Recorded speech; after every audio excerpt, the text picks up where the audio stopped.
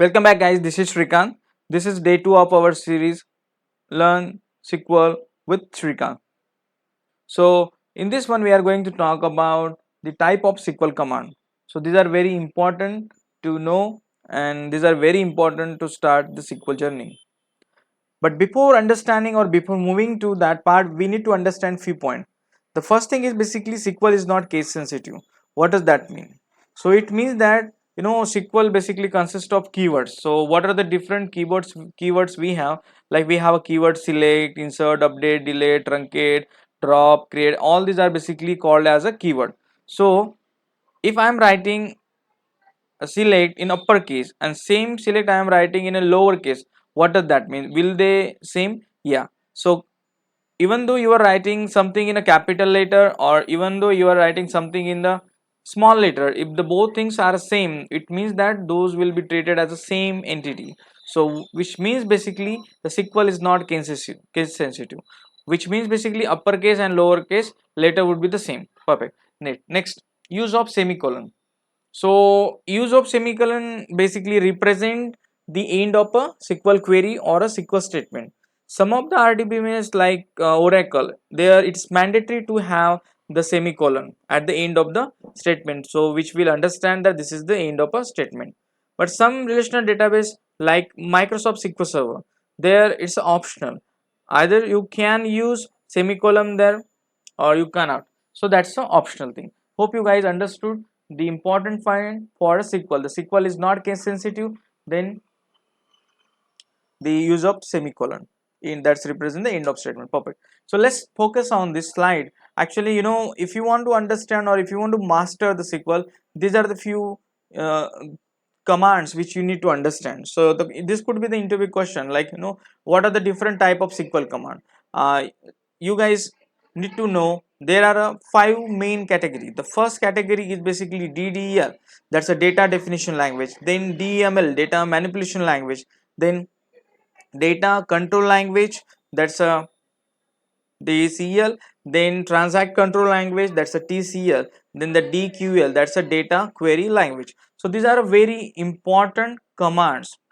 So if I talk about DDL, there are a few important commands which I have noted here, like create, alter, truncate, drop. These are all the command which basically come under the category called as a DDL. There are a command like insert, update, delete, which basically come under the category called as a DML, that's a data manipulation language. Then there are two command called as a grant and remove, which basically come under DCL, that's a data control language. So there are a few more category like TCL, transact control language, which basically has a save point, rollback, commit things, right? Now you have everything, you have data, you have created table, but the thing is basically you need to retrieve the data. For retrieving the data, which command we have, that is called as a select, which comes under the category called as a DQL, that's a data query language. Let's understand one by one in detail. So let's start with this. The first category called as a data definition language, right? So name itself suggests that it is something which deals with the definition of a data. So definition, right? So we have a create, we have a alter, we have a drop, we have a truncate, rename. So if I talk about create represent basically it will create something. Alter, it will modify something. Drop, it will remove something. Truncate, same thing, it will remove something. And rename is basically it's a renaming thing. So it basically dealing with the object. If you can understand, it dealing with the definition, correct? Okay. So this command are very useful when we deal with the object, like creating an object. Let's say I want to create the object, use create. So for example, I want to create table, create table. I want to create database, create database. I want to create a view trigger, create view trigger, like that. Okay, then once it is created, I need to alter, I need to modify the definition, or I need to change anything. So I will use alter view, or alter store procedure, or alter trigger. So I can modify the definition of the object. Perfect. Then once alter, I personally feel that okay, I don't need it, just drop it. So I should have something called as a drop. Then this is the important command. Then truncate, for example, I have the data in the table and I want to remove entire data, I want to clean the table, but I don't want to touch the definition, I just want to remove the data, not the definition. Then I would go with the truncate. Now the next is rename. For example, I have the object, like I have the store procedure. Previously the name of the store procedure was old data. Now I want to make it a more more informative and more good name, so I would suggest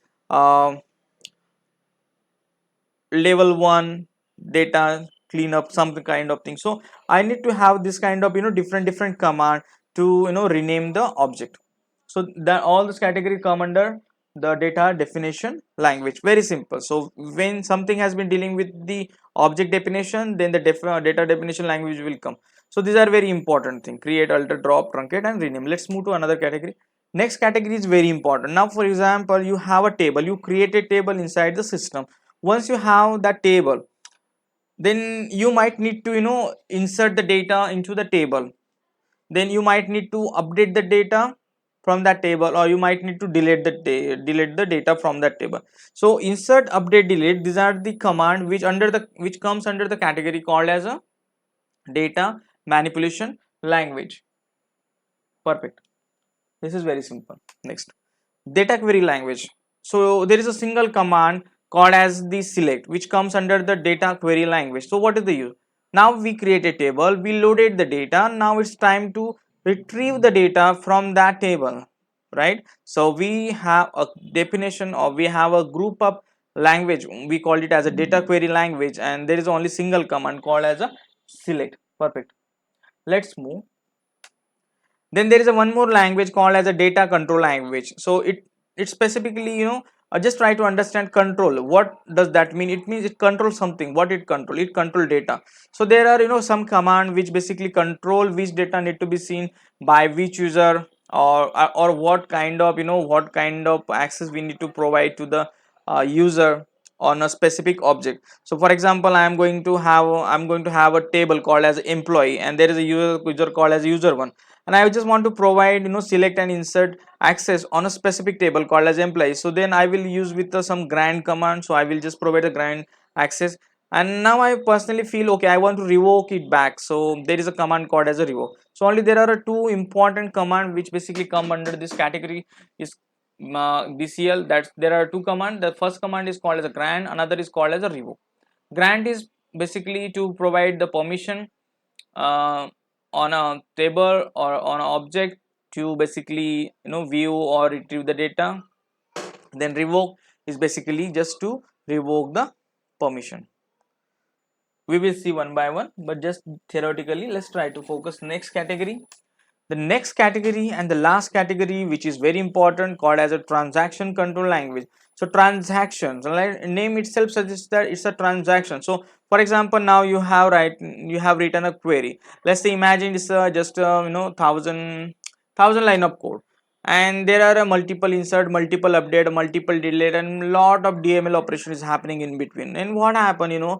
What happened? Something has been broken in between, and you want to revert it back. So there should be some kind of some kind of way, so where we can revert it back, right? So for example, so in that case we need to use a rollback. So when we use a rollback, we can revert it back the last point when the query was started.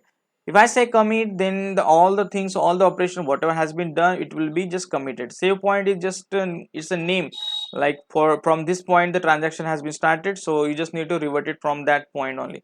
So using the save point command, you can assign name to specific part of transaction, right? So when I talk about the TCL, there are only three commands: commit, rollback, and the save point. Perfect.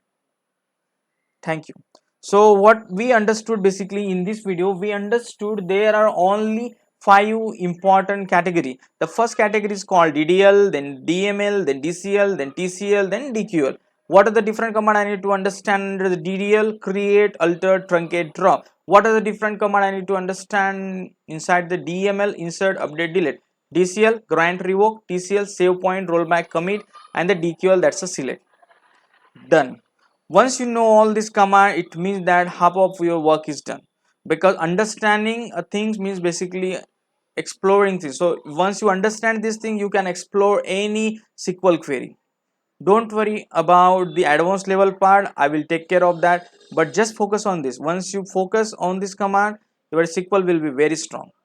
In the next video I am going to start practically. I will going to start a live demo, how to use ddl, how to use dml, how to use dcl, how to use tcl, and how to use dql. So hope you like our video, and thanks for watching this video. Have a great day ahead. If you really like our video, don't forget to share and subscribe with your friend, and thanks for watching the